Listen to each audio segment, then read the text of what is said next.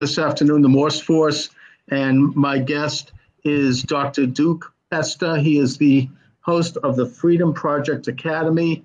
Dr. Duke, thanks for joining me this afternoon. Thanks for having me. You know, you've been in the vineyards of toiling in education for quite a while, and I've been hearing great things about you and the work you're doing.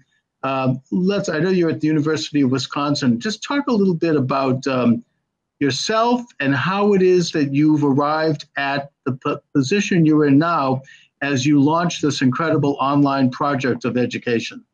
Well, I am a university professor, that's correct, a professor of English at the University of Wisconsin. And I got involved with education at the lower levels about 10 years ago. I was noticing that university kids were coming to me from high school, and they were less and less prepared to do college work. Their reading levels were middle school. They were not terribly capable of doing high-level thinking. They couldn't read complicated books. And it dawned on me that if I was going to fix any of these problems, I had to start getting involved with education at younger ages. That's where I became involved with Freedom Project. And what Freedom Project basically is a complete online education from kindergarten through high school. We can do full year education or we can do individual classes. What's unique about us is that we have live teachers, not recordings or discs. We have live teachers who come into your living room and teach your kids in real time. Technology has evolved so much that every one of our classes has 25 or 35 kids in it. So we have an actual virtual classroom where kids can see each other's names, kids can talk back and forth to each other. We've recreated the dynamic of the classroom, only the kids in Freedom Project, they don't just have classmates from the same neighborhood. They have classmates literally all over the world. We have students in all 50 states and 14 foreign countries. So we're able to create a classroom environment with a real teacher teaching kids in real time. Those kids are able to benefit from all the technology that you would have in a typical classroom. Teachers can bring in maps and videos and music and show them to the kids and discuss things. Our teachers handle the assignments and the grading. We are a fully credentialed school, which means our kids are getting into colleges all over the country. And it's a way of allowing parents to homeschool without necessarily having to teach the lessons themselves. It's a way of allowing parents to control the environment in which their kids learn without all the bullying and the drugs and the shootings and the sexuality and the political progressivism that's being rammed down your kid's throat in the government schools. So we provide a home opportunity for moms and dads who want their kids to get a Christian classical education, but who don't think they can do it themselves. And so it's one way we can use technology to fix what's really broken with our government schools. So what we're talking about here is a form of homeschooling. Can a student participate in it also? Are getting 3 full years of American history. And it's not just history. The first semester, they're getting history.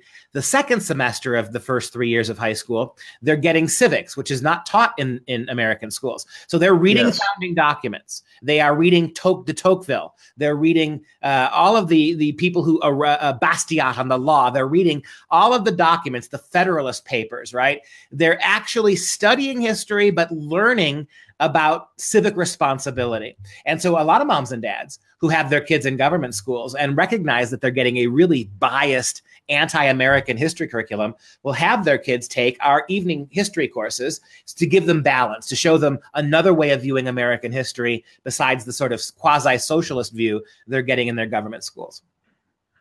You know, this is incredible. I mean, I can just hear the voice of my great friend, the late, great Dr. Samuel L. Blumenfeld, who I had the privilege of doing hundreds of hours of on-air radio with. I wish I could have saved a lot of those because we did it before the internet, and there are still some archives of it. And he was just a great man, greatly influential on me.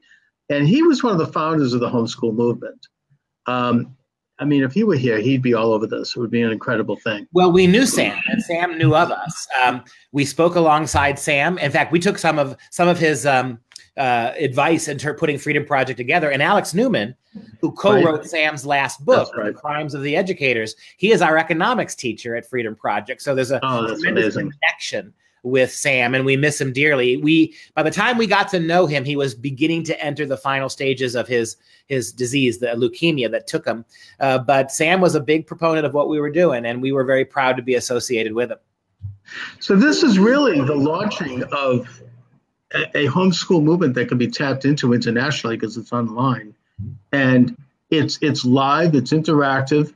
As you say, I mean, there's a number of students who can participate. I would imagine there's a cap to that for each classroom, and that it's fully accredited in that someone can take the course with the Freedom Project Academy and receive an accredited high school diploma, and certainly would be accepted at colleges.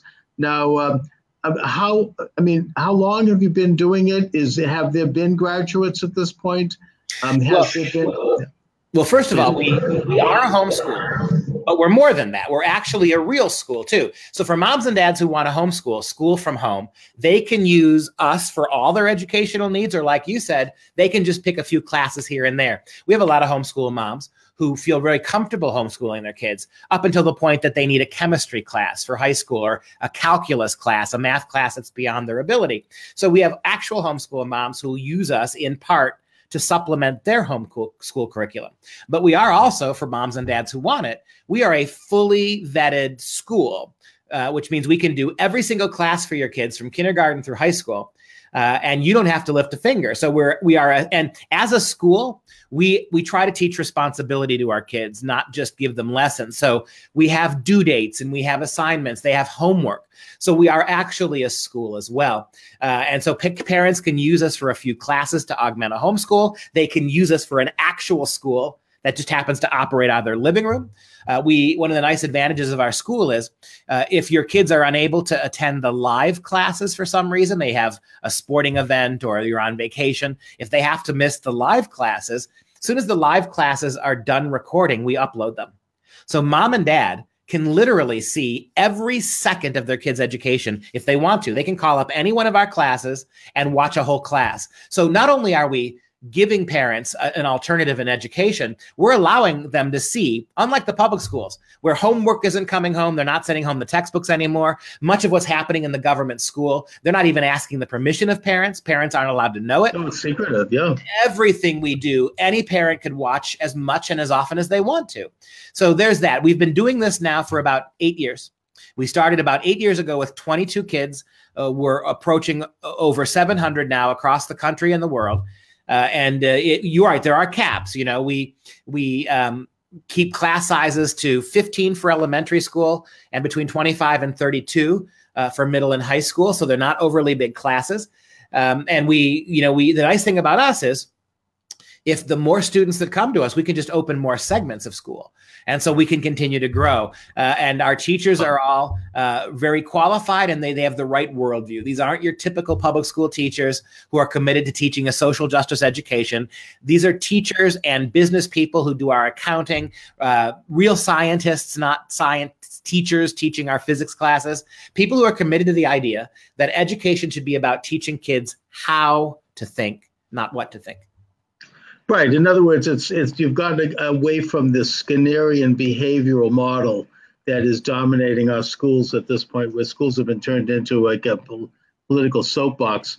And instead, you're teaching young people how to think cognitively on their own, and thus how to determine their own futures. And that's something that the whole homeschooling movement is something that has taken off with both liberals and conservatives, I may add. In fact, one of the fastest growing segments of the homeschooling movement are liberals. You know, everybody agrees that we want to have our children, our young men and women, the future of our progeny, the future. We want them taught, regardless of our ideology, we want them to be able to think cognitively. So the appeal of what you're offering here transcends actual politics. And I also like what you said about the openness, the honesty. There's no secrecy. You know, our public government-run schools are becoming more and more secret. In fact, right here in my own home area of Boston, where I live, we have a controversy with the Newton Public Schools, a very affluent suburb of Boston, has introduced an anti-Semitic curricula that has connections to Hamas, a terrorist group identified by the U.S. State Department under the Clinton administration. And they won't, it took years, and it took like freedom of information requests to get that curriculum in the hands of the citizens who are paying the taxes to support that system.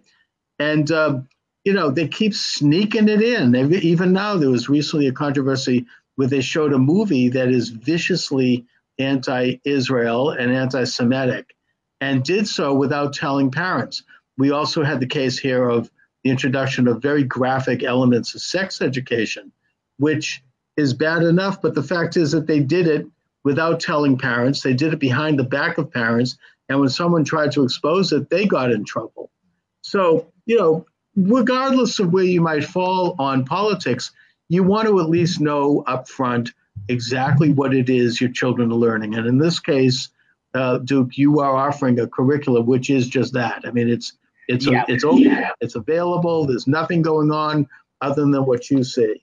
Yeah, we are very transparent. And I've been following what's been happening in Newton. That's been made the national news.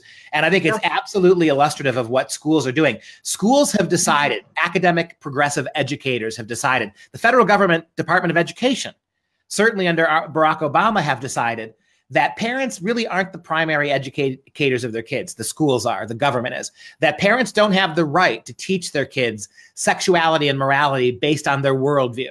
The schools, the public schools must do that. 35 years ago, you could not teach sex to American school kids without getting the consent of the parent. You would send waivers home. You would send notes home. You would have to notify the parents that, look, for the next week, we're going to be handling some serious sexuality issue, and you have the right to opt your kid out of that. Now, they're teaching your kids more radical kinds of sex at younger ages in elementary school, and they're not telling parents. And when parents find out about it and go to complain, the school turns on the parents, right? The school demands that the parents stand down. You have no right, mom and dad, to determine how we teach your kids sexuality, environmental politics, left-wing political agitprop. We will do it, and you cannot complain, and you won't be able to see what we're doing. Oh, they have very skilled and studied ways of pulling the rug out from any opposition. I mean, they learn this, I think, at some kind of education.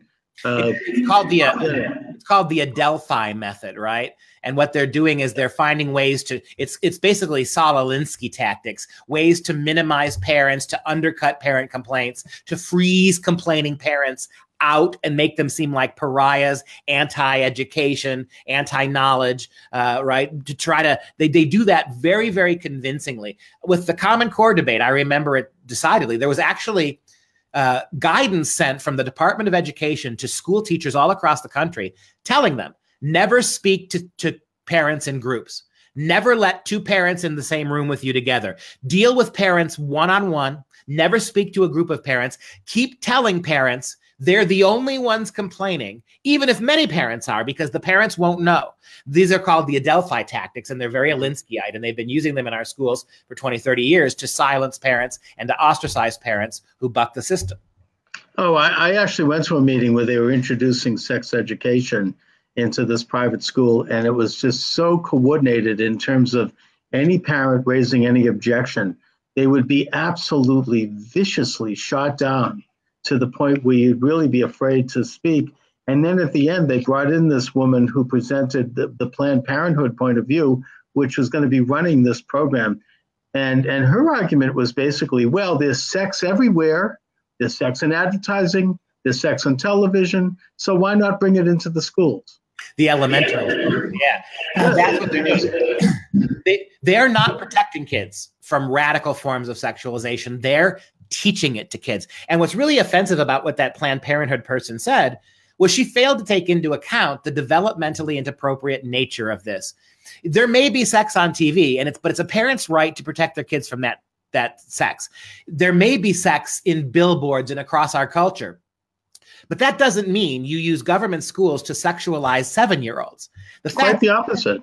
Exactly. You think that the school would be a place where children would be protected from this, especially if it's everywhere, which it is. Yes, we keep hearing about how the left wants safe spaces, right? No one should ever be put in a threatening or a discursive environment that is harmful. Well, teaching the kind of sex Planned Parenthood is teaching to our little children is developmentally inappropriate. It is an unsafe space for your kids. And if you try to protect your kids from that, they will ostracize you. They'll call you anti-sex. They'll call you bigot. And they will they attribute to themselves the role of parents. And that's one of the most frustrating developments. The state now thinks it has more right to educate your kids than you do. It's a long time agenda going back. We could get into it to John Dewey and the so-called frontier thinkers and their desire to replace the authority of the father-headed family with that of the state. All right, my guest is Dr. Duke Pesta. Freedom Project Academy is the website. This is an online alternative to education for young people.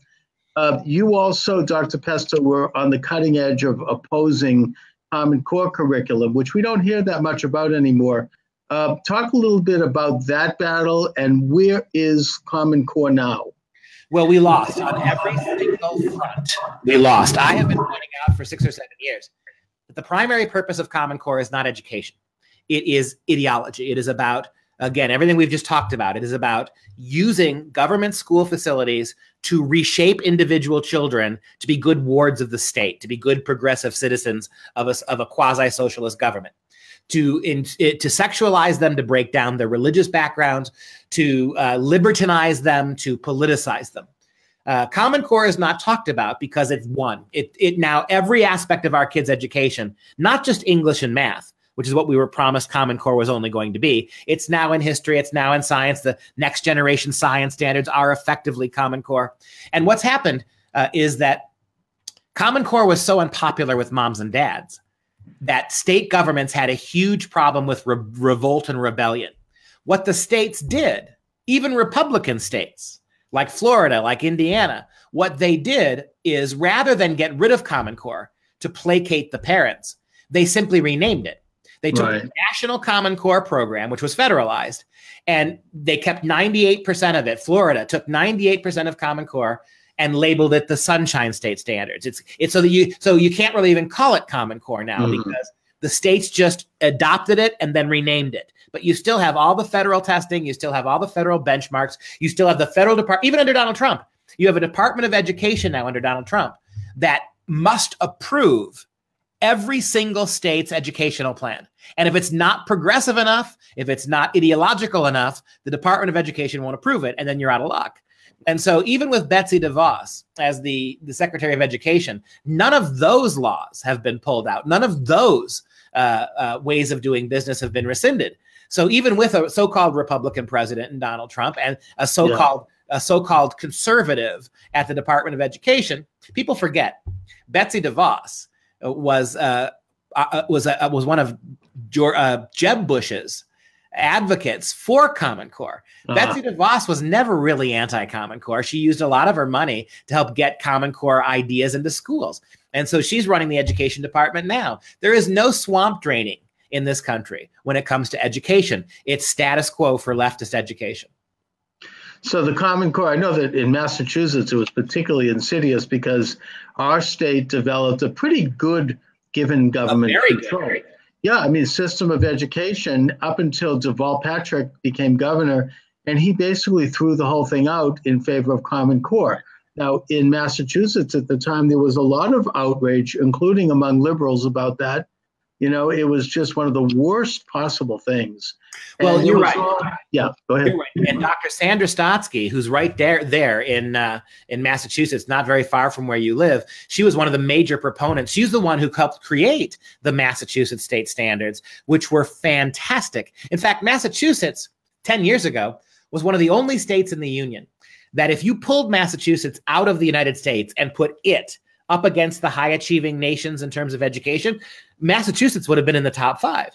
So what happened? Deval Patrick, crony of Barack Obama, he jettisoned this fine educational system and adopted Common Core for $200–300 million of federal bribe money. And although it's not like Deval Patrick needed to be bribed to follow Obama. Right.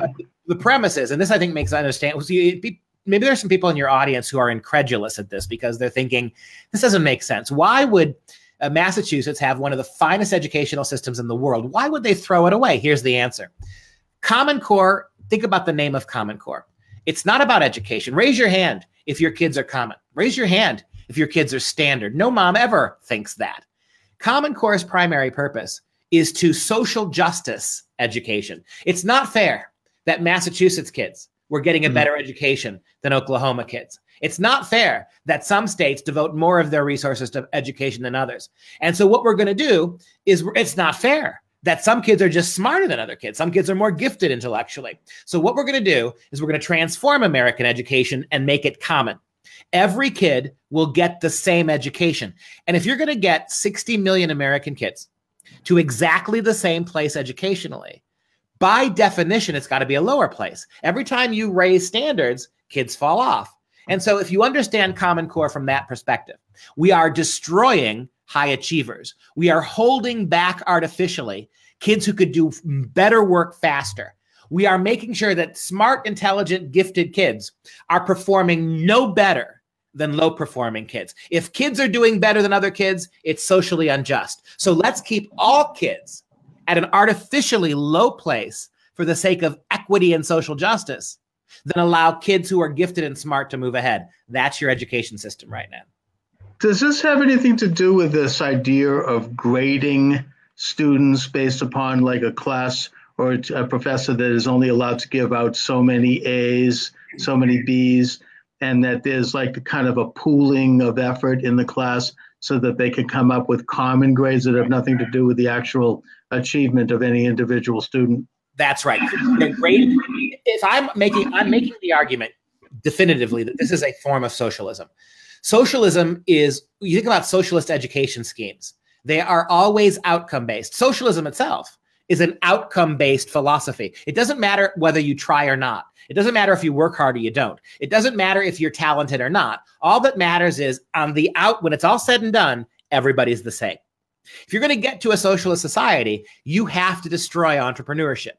You have to destroy individual liberty and excellence in the name of the collective. That's exactly what they're doing in our schools. Individual achievement is considered socially unjust. Teaching kids as individuals, not as part of the collective, runs against the grain of what this plan is. We want an education that is collective in the sense that even kids who don't know anything are treated the same as the ones who do. And if you, as you said, if you take the focus off of individual tests and individual grades and individual achievements and collectivize grading, that's a way you can give everybody A's, even the kids who can't read.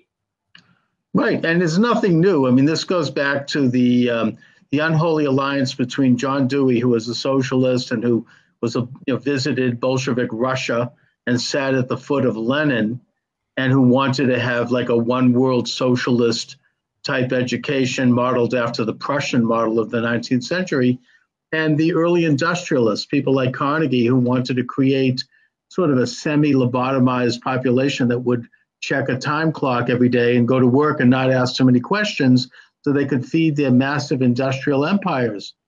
And they've gradually made progress. They have never really taken over the schools, but it sounds to me from what you're saying now, Duke, they have taken over with Common Core. Yeah, they've succeeded. The collectivist model has won. Education for social justice is ubiquitous. The idea that individualism and individual rights and freedoms are going to be honored in your kid's school is gone. I mean, I get it. In some rural places, Boston's a lost cause. Are there small rural townships in Massachusetts where this has not been fully implemented yet? Yes, there are, but it's coming. There is, once they solidify the major big city, and they've already done that, they've unified the major cities across the country. It's just a matter of time before the satellite communities are forced to succumb to this as well. So if you're a mom and dad out there in some small town in Massachusetts and you're saying to yourself, well, I haven't seen all this yet. Of course you haven't. Common Core has only been really around for 7-8 years. You wait and see how this is what's going on in Boston schools are going to be happening to your schools soon within the next decade. And you said it right. The plan here is not just to make all American schools the same. It is globalist. We want this kind of education for every kid in every country every day. And you're right. When you mom and dad, when you hear this crap coming from your schools, right? We're teaching students for workforce development. You better run away from that real quick, because they're going to try to pigeonhole your kids at very early ages about what they can and cannot do when they'll have no freedom to choose for themselves when they graduate. They're going to be slotted into certain types of careers, certain types of manual labor. Again, like you said, the big corporate plutocrats still, whether it's talking about Carnegie and Rockefeller in the 1920s, or we're talking about Apple and Amazon today. It's the same premise. We need to, and Microsoft, we need education to be utilitarian, collectivist, and obedient. We don't need it to be liberty-based or individual-based or excellent and achievement-based. Yeah, I mean, it's of course, it's an ancient vision. It's not new. It goes back to Plato's Republic. The idea of when the child was born, the government would decide whether that child would live or die. The judge would look at the baby, and if it was decided he was not going to be useful to the state, he'd be left on the hillside to die. Something the Romans actually got rid of. And then once they would grow, as they developed, they would decide which profession they would go in based upon what the state needed, whether they'd be soldiers or whether they'd be merchants or whatever it was. And that's kind of the original model for what we're looking at here. We're looking at an education system that is not doing what America traditionally has done, which is to enhance the individual's ability to think cognitively, to control their own life, to control their own destiny, whether they want to be a PhD or whether they want to be a beach bum, that's their business. They'd have the skills to conduct their life as they see fit. Instead, they are channeling people into these various silos that they see as necessary to advance the will of the state. And that advancement is toward socialism. Yes, and there's a reason. There's an obvious reason why the founding fathers made no provision for public education. They knew that if the state was in charge of education, the state would come to educate kids for the state's benefit, not for the family or the local community's benefit. Liberty and individuality were two of the most remarkable aspects of the founding of this country. Unlike every other nation at its time, we were founded in the idea that individual liberty, the individual right to life, liberty, and the pursuit of happiness, trumped all other social concerns, including the concerns of collectivist government. And to the degree that we followed that path, we became the greatest nation in the history of the world. But ever since we started that, even as early as the 18th century, they were sniping at us, right? Horace Mann created the American public school system for the same reason John Dewey saw, right?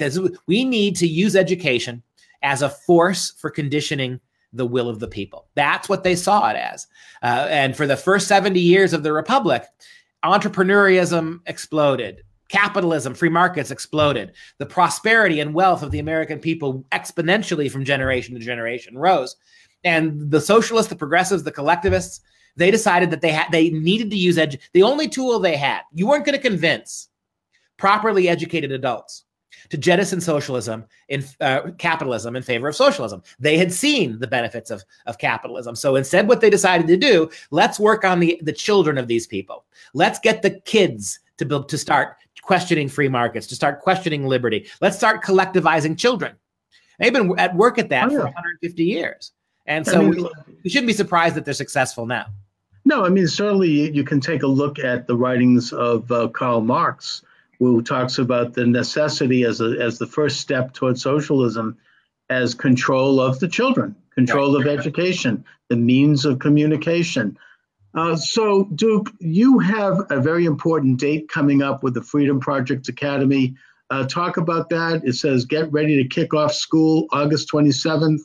Since we're reaching toward the end of the program, I want you to talk a little bit about the Freedom Project Academy, how people can reach the Academy, where they can go to get more information about you and about your work at the Academy. Easiest thing to do would be to visit our website. And you can access that if you type in Freedom Project Academy.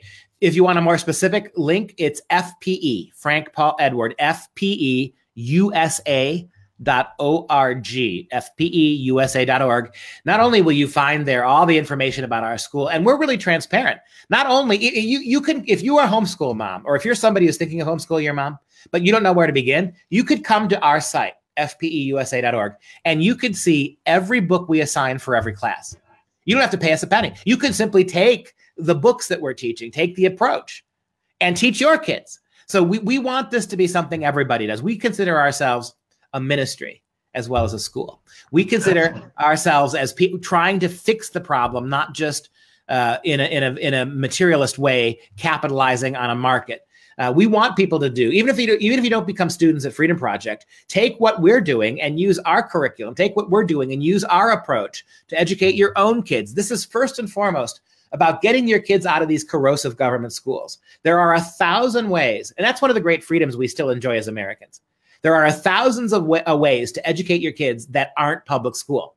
We still have those rights. And unless we use them to protest and to provide alternatives to failed government methodologies, our kids are just going to get worse and worse. So we're one good option. Take a look at us at fpeusa.org. But whatever you do, find a way to get your kids out of and away from the very toxic situation we now have in the government schools.